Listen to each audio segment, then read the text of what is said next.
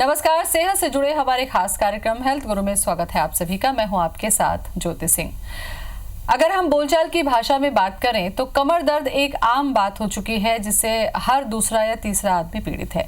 लेकिन दिखने में और महसूस करने में ये जो कमर दर्द होता है जितना आसान होता है उतना आसान इसे समझना नहीं चाहिए, क्योंकि कई बार हमारी थोड़ी सी लापरवाही हो सकता है कि इसके लिए गंभीर परिणाम हमें दे। आपको ये जानना बेहद जरूरी हो जाता है कि आपको कमर दर्द क्यों हो रहा है और किस स्थिति में सबसे ज्यादा दर्द होता है, किस स्थिति में आपको आराम मिलता है। तो इसके लिए कारण, लक्षण और जांच और इलाज, ये चारों जो महत्वपूर्ण बिंदु हैं, इस पर आज हम चर्चा करेंगे, आपको इससे जुड़ी तमाम जानकारी देंगे। तो चलिए शुरू करते हैं अपना खास कार्यक्रम हेल्थ गुरु।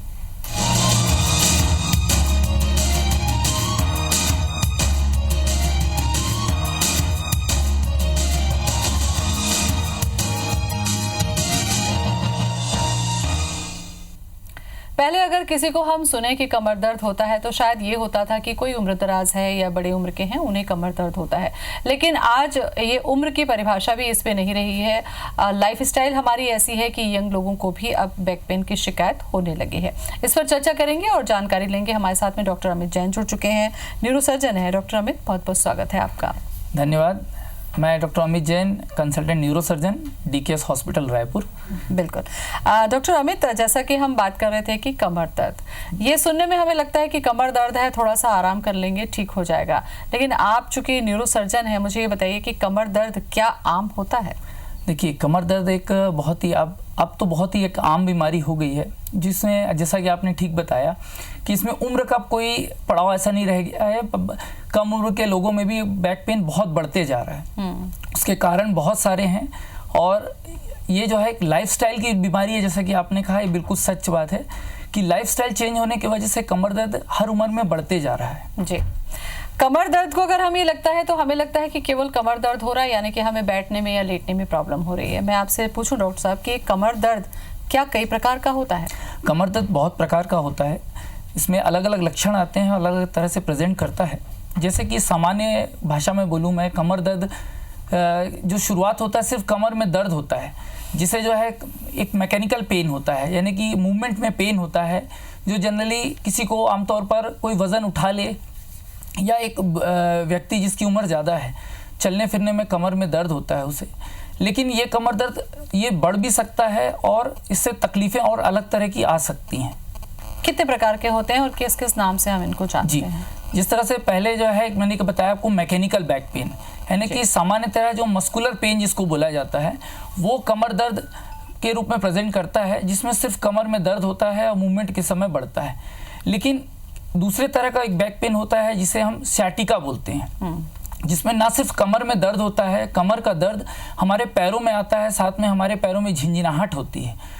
तो सैटिका कॉमन टर्म है जिसे लोग समझते हैं और इसे छोटा ना समझें। ये बहुत ही गंभीर बीमारी है जो कि पैरों में ताकत को कमजोरी, साथ में लैट्रिन पेशाब में तकलीफ भी हो सकती है। इसी तरह से इन्फेक्शन एक बहुत बड़ी चीज़ होती है। कॉमन हमारे भारतवर्ष में सामान्यतः टीबी की बीमारी, जो कि हमारे छातियों के साथ ब्रेन और स्पाइन को भी अफेक्ट कर सकती है, और उस बोन टीबी की वजह से भी हमें कमर का दर्द हो सकता है। साथ ही साथ जो कमर का दर्द है वो कैंसर का रूप भी धारण कर सकता है। कैंसर की वजह से भी कई लोगों को, कैंसर की वजह से भी कमर जी कमर का दर्द सामान्यतः प्रारंभिक कैंसर में ज़्यादातर नहीं होता, लेकिन कोई दूसरा कैंसर जो कि सामान्यतः जैसे फीमेल्स में ब्रेस्ट कैंसर होता है और वो कमर दर्द के साथ यदि प्रेजेंट करता है तो ये समझना चाहिए कि वो दर्द कमर में कैंसर की वजह से हो सकता है। साथ ही साथ ब्लड कैंसर की वजह से भी, जिसे मल्टीपल माइलोमा नाम जाना जाता है, उसकी वजह से भी कमर में तकलीफ हो सकती है। एक प्रकार, और डॉक्टर साहब आपने मुझे बताया था, जो मुझे भी याद है, वो ये कि ट्रॉमा की वजह से भी कमर दर्द होता है। आज की डेट में चोट जो है, रोड ट्रैफिक एक्सीडेंट बढ़ते जा रहे हैं और चोट की वजह से, चोट बड़ी भी हो सकती है, छोटी भी हो सकती है। यानी बड़ी चोट यानी कोई एक्सीडेंट हुआ है और आपको कमर में दर्द हो रहा है, लेकिन साथ ही साथ माइनर ट्रॉमा, जैसे कि कभी कभार हम झटके से कोई चीज़ को उठा लेते हैं, भरी हुई बोरी या पानी की बाल्टी उठाते हैं, उसकी वजह से भी कमर दर्द हो सकता है। ये एक बहुत ही महत्वपूर्ण चीज़ है और इसको हमको अवॉइड करना चाहिए। बिल्कुल। कंजेनिटल जो आपने बोला था डॉक्टर साहब जी, ये क्या होता है और हाँ, ये किस तरीके से ये कंजेनिटल जो होती हैं बोन डिसीज होती हैं जो कि बच्चों को जन्म से होती है। कंजेनिटल जो डिसीज़ है वो गर्दन में, कमर में, किसी भी जगह पर हो सकती है। गर्दन में इसको सीवी जंक्शन एनामली यानी क्रेनियोवर्टिब्रल जंक्शन एनामली बोला जाता है, जिसकी वजह से बच्चों में गर्दन का टेढ़ापन होना, चलने में तकलीफ होना, हाथ पैरों में कमज़ोरी होना, साथ ही साथ बच्चों में स्कोलियोसिस यानी कि रीढ़ की हड्डी का टेढ़ापन, इसकी वजह से भी जो है बच्चों में तकलीफ हो सकती है। बिल्कुल। इतने सारे प्रकार आपने बताए, हमें तो बस यही पता था कि बस एक ही तरीके का ये कमर दर्द होता है और एक ही उपचार होता होगा, लेकिन जब इतने तरीके के कमर के दर्द होते हैं डॉक्टर साहब, तो इनके पीछे कारण भी फिर अलग अलग होते होंगे? जी हाँ, जैसे कि मैंने आपको बताया, जैसे ट्रॉमा की बात की थी मैंने कि एक्सीडेंट, ठीक है, एक्सीडेंट में कई बार क्या होता है, माइनर चोट होती है जो उस समय तकलीफ नहीं देती है, बट जैसे जैसे समय गुजरता है लोगों में तकलीफ बढ़ती है। तो यदि कमर की चोट में यदि दर्द हुआ है तो उसको नज़रअंदाज ना करें, उसका प्रॉपर ट्रीटमेंट और इलाज कराएं। साथ ही साथ जो मैकेनिकल बैक पेन है जो सबसे कॉमन है, जो कि हर उम्र में हो रहा है, उसके लिए हमें अपने रिस्क फैक्टर देखना बहुत ज़रूरी है। सामान्यतः जिस तरह से मैं बोलूँ कि आज कंप्यूटर का उपयोग दिनों दिन बढ़ते जा रहा है और कोरोना काल में आप देख रहे हैं लोग घरों पर हैं और ज़्यादातर वो कंप्यूटर और लैपटॉप्स, मोबाइल का यूज़ करते हैं, जिसमें एक पोस्चर बहुत बड़ी चीज़ होती है। सामान्यतः हम मोबाइल को इस तरह से झुक के देखते हैं, तो वो झुकना जो होता है वो गर्दन में दर्द उत्पन्न करता है, साथ ही साथ कमर में भी दर्द उत्पन्न होता है उससे। और इनिशियल तो वो जो शुरुआती दौर में तो एक हल्का सा पेन होता है, लेकिन दिनों दिन बढ़ते जाता है और वो हाथों में और पैरों में दर्द के साथ झिंझिनी उत्पन्न कर सकता है जी। इसलिए हमें रिस्क फैक्टर देखते हुए इन चीज़ों को नजरअंदाज नहीं करना चाहिए। बिल्कुल। एक आम लोगों की जिज्ञासा होती है कि अगर आपको कमर में दर्द हो रहा है तो आप सीधे चले जाते हैं ऑर्थोपेडिशियन के पास में, लेकिन आप न्यूरो सर्जन हैं। मैं ये जानना चाह रही थी कि कमर का दर्द न्यूरो यानी कि हमारे ब्रेन से जुड़ा हुआ हो सकता है? देखिए, कमर का जो दर्द होता है, जैसे मैंने बताया मैकेनिकल पेन, तो कमर का जब दर्द शुरुआत होता है तो दर्द मांसपेशियों में दर्द शुरू होता है। तो जिस समय मांसपेशियों का दर्द होता है हम जनरली ऑर्थोपेडिशियन या कई लोग फिजियोथेरेपिस्ट को दिखाते हैं। तो वो शुरुआती दर्द तो किसी भी फिजिशियन को या ऑर्थोपेडिशियन को दिखाने से रिलीफ हो सकता है, लेकिन मैं आपको ये बताना चाह रहा हूँ कि सिर्फ कमर दर्द के साथ कुछ जो एक इम्पॉर्टेंट चीज़ें हैं वो हमें ध्यान में रखना चाहिए, और यदि वो चीज़ें हैं तो न्यूरोलॉजिस्ट या न्यूरोसर्जन से कंसल्ट करना चाहिए। जैसे कि पैरों में झिंझिनी का आना। दूसरी चीज़ है, दर्द क्या होता है, शुरुआत में तो हल्का रहता है, कुछ दिन रहता है और दवा लेने से, आराम करने से ठीक हो जाता है। लेकिन जब ये दर्द लंबा होता है, 4 से 6 हफ्ते हो गए हैं, दर्द में आराम नहीं हो रहा है या बढ़ रहा है, तो हमें उस समय न्यूरोलॉजिस्ट या न्यूरोसर्जन से कंसल्ट करना चाहिए। पैरों में झिंझिनाहट आना, लैट्रिन पेशाब में तकलीफ होना, हमारी डेली रूटीन एक्टिविटी प्रभावित होना। सामान्यतः आपको जो है चाल, जैसे आप पहले 1 किलोमीटर या 2 किलोमीटर की वॉक कर पाते थे, लेकिन आप देख रहे हैं कि दिनों दिन आपकी जो है वॉकिंग की जो डिस्टेंस है वो कम हो रही है। ये इंडिकेट कर रहा है कि कमर के अंदर नसों में दबाव पड़ रहा है। तो इस चीज़ों के लिए हमें न्यूरोलॉजिस्ट से कंसल्ट करना आवश्यक हो जाता है। साथ ही साथ दूसरी जो चीज़ें हैं, कमज़ोरी आना, चलने में चाल का परिवर्तन होना, पैर के अंगूठे में या पंजों में ताकत का कम होना, पैरों के पंजों से चप्पलों का निकल जाना या हाथ की ग्रिप कम हो जाना, ये चीज़ें हमें ध्यान रखना चाहिए। ये तो लक्षण है डॉक्टर साहब कि कमर दर्द से जुड़े अगर लक्षण ऐसे आ रहे हैं। जी बिल्कुल, तो इसको हमको नज़रअंदाज ना करते हुए न्यूरोलॉजिस्ट या न्यूरोसर्जन से कंसल्ट करना चाहिए। अच्छा, झिंझिनी की बात आपने कही है, तो कई बार ये झिंझिनी कमजोरी की वजह से भी होती है। क्या ये जो झिंझिनी है किसी गंभीर तरफ इशारा भी करती है? जी देखिए, झिंझिनाहट का कारण बहुत सारे कारण होते हैं। सामान्यतः देखिए, पूछता है डॉक्टर आपसे कि आपको डायबिटीज़ है या नहीं है, या थायराइड की समस्या है कि नहीं। ये बीमारियां जो होती हैं हमारी नसों को अंदर से कमज़ोर करती हैं, जिसे हम सामान्य भाषा में न्यूरोपैथी कहते हैं। तो शुगर और थायराइड, इसके अलावा बहुत सारे कैंसर के मरीजों में और किडनी के पेशेंट में इस तरह की न्यूरोपैथी डेवलप होती है। कई बार हमारे खाने पीने में, जो कि स्पेशली वेजिटेरियंस की बात कर रहा हूँ, वेजिटेरियंस की डाइट में B12 की डेफिशिएंसी होती है, जो एक मुख्य कारण होता है झिंझिनी का। साथ ही विटामिन D3 जो हमारे बोन्स के लिए बहुत इंपॉर्टेंट होता है, साथ में कैल्शियम। कैल्शियम और D3 यदि ना मिले तो हड्डियां कमज़ोर होती हैं, जिसे हम ऑस्टियोपोरोसिस कहते हैं। दिनों दिन ऑस्टियोपोरोसिस होने की वजह से हड्डियां कमज़ोर होती हैं और कमर का दर्द, साथ में हाथ पैरों में झिंझिनियाँ आती है। तो इस तरह हमें इन चीज़ों को पहले ही देख लेना चाहिए और 40 के बाद तो इन चीज़ों का और ज़्यादा ध्यान रखना चाहिए। बिल्कुल। रिस्क फैक्टर पर भी मैं आपसे थोड़ी सी चर्चा करूंगी डॉक्टर साहब, और उसके बाद जैसा कि आपने कहा कि खान पान बहुत महत्वपूर्ण मुद्दा है। छोटे से ब्रेक ले रुक रहे हैं, जल्द लौटते हैं।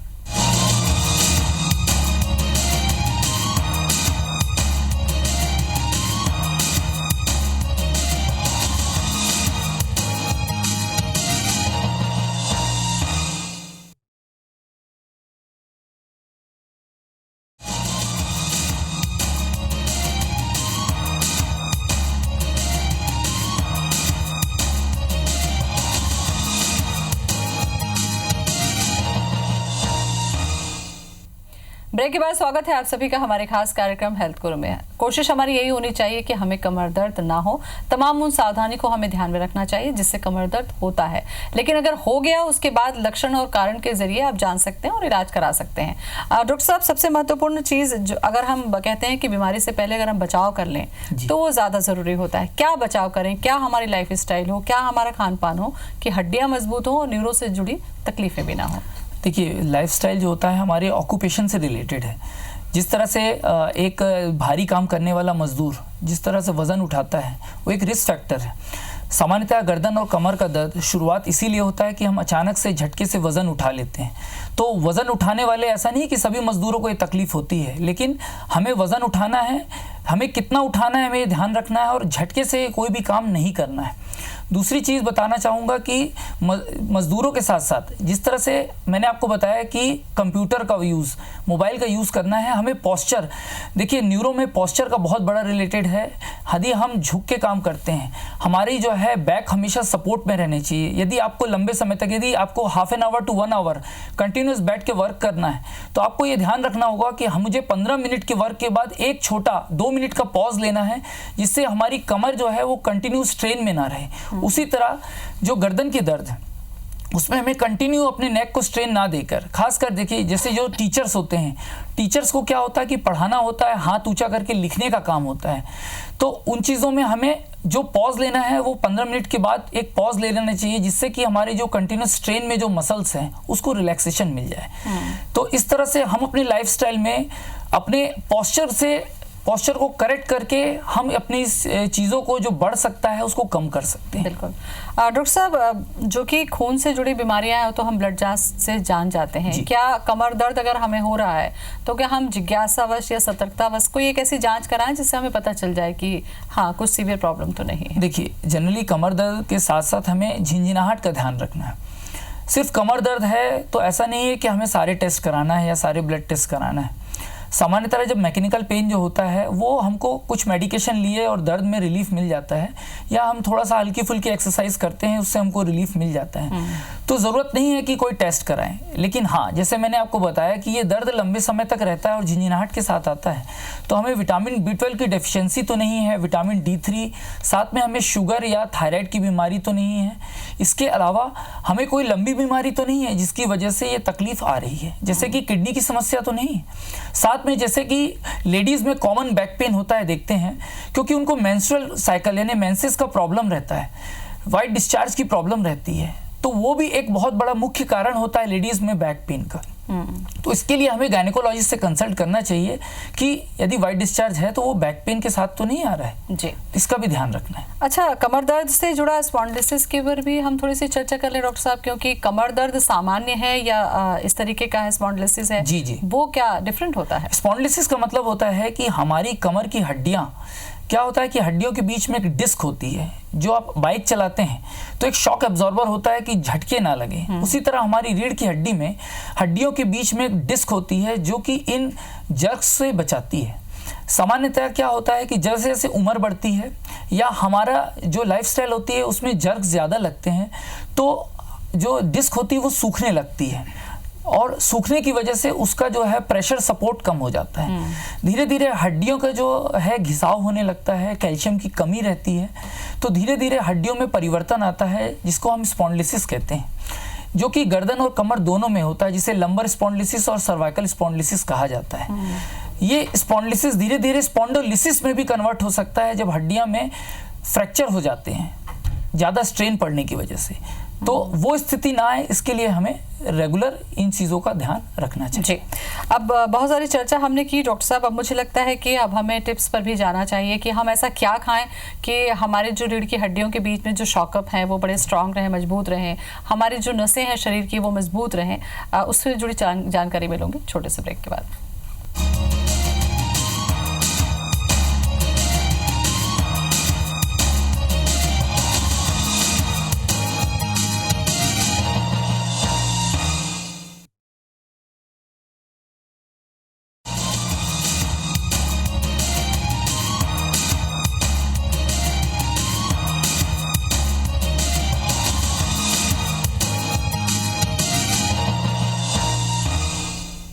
ब्रेक के बाद स्वागत है आप सभी का हमारे खास कार्यक्रम हेल्थ गुरु में। हम चर्चा कर रहे हैं कमर दर्द, उसके लक्षण, कारण और उपचार के बारे में।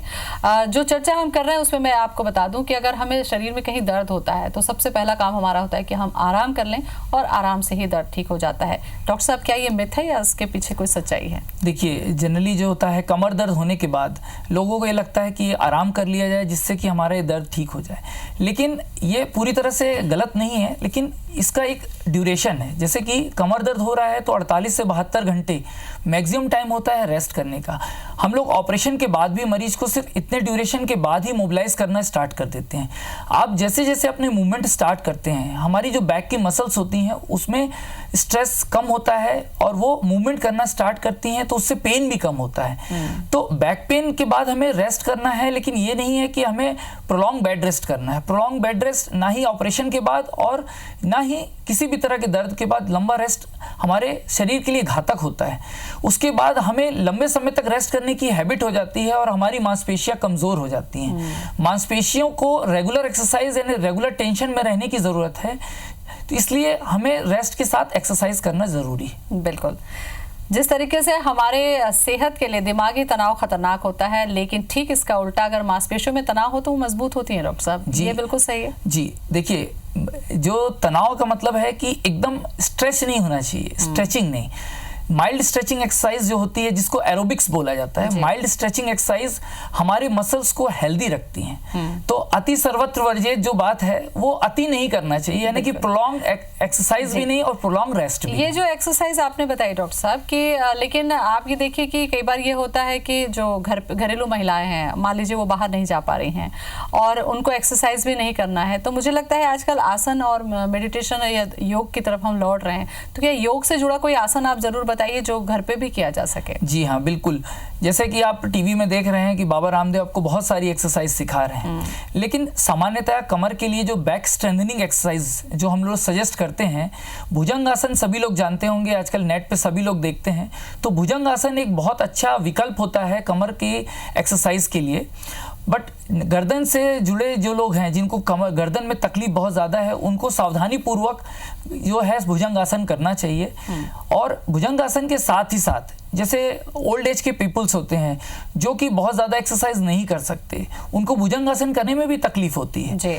वो आराम से लेट के पैरों को उठाने की एक्सरसाइज होती है, वो कर सकते हैं। पेल्विक टिल्ट एक्सरसाइज होती है जो साइड टू साइड पेल्विस को टिल्ट करके, तो ये जो चीज़ें होती हैं हमारी मांसपेशियों को रिलैक्स करती हैं। तो इस तरह से बैक की मसल रिलैक्सेशन एक्सरसाइज आपको रेगुलर, साथ ही प्राणायाम भी करना चाहिए, जैसे अनुलोम विलोम जैसे बताते हैं वो, उससे अपना जो है मेंटल रिलैक्सेशन। देखिए, मैं एक चीज़ बताता हूँ आपको, कमर दर्द सिर्फ एक लोकल पेन नहीं होता है, ये हमारे दिमाग का भी पेन होता है। इसको साइकोसोशल इफेक्ट बोलते हैं। तो हम यदि हमारा मेंटल हेल्थ नहीं रहेगा तो हमारे जो कमर दर्द वो भी ठीक नहीं हो सकता है।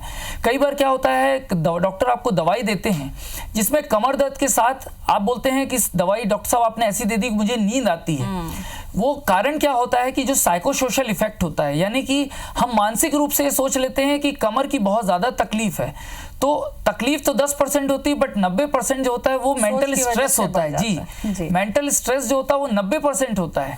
उस मेंटल स्ट्रेस को कम करने के लिए कुछ मेडिकेशन देना होता है जिससे आपका जो है साइकोसोशल इफेक्ट कम हो और उसका मतलब ऐसा नहीं कि साइंटिफिकली प्रूव्ड है कि जैसे जैसे आप मेंटल रिलैक्सेशन होता है वो आप मेडिकेशन के साथ साथ प्राणायाम से भी होता है, तो दोनों का कंबाइंड इफेक्ट लेना चाहिए। बिल्कुल, मतलब आप ये ना सोचें कि अगर आपको कमर दर्द हो रहा है तो केवल आपको एक्सरसाइज ही करनी है, इस तरफ भी थोड़ा ध्यान जी, मेंटल रिलैक्सेशन भी उतना ही इंपॉर्टेंट है और आपको स्लीप लेना भी उतना ही इंपॉर्टेंट है। खाने से जुड़ा टिप्स में पूछूं, उससे जुड़ा एक सवाल और मेरे मन में उठ रहा है डॉक्टर साहब, वो ये, चूंकि आप न्यूरो सर्जन है और हम लगातार दर्द पर चर्चा कर रहे हैं, ये भ्रांति भी आज दूर हो गई।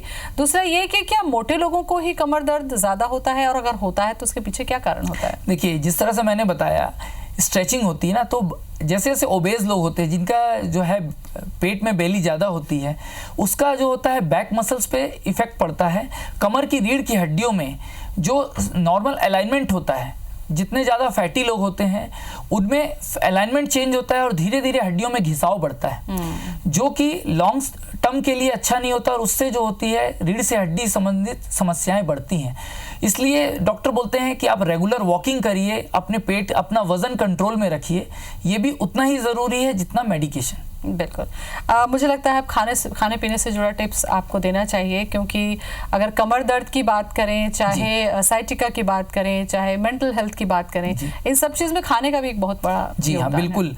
देखिए, जो फूड हैबिट होती है ये बहुत इंपॉर्टेंट है। फूड हैबिट से क्या होता है, सबसे इंपॉर्टेंट बात होती है वेट कंट्रोल। वेट कंट्रोल हमारा सबसे इंपॉर्टेंट है, जिससे हमारे में ओबेसिटी कम होती है। तो ज़्यादा तली हुई चीज़ें, ज़्यादा फैटी डाइट हमको अवॉइड करना चाहिए और साथ में स्मॉल फ्रीक्वेंट डाइट हमको यूज़ करना चाहिए।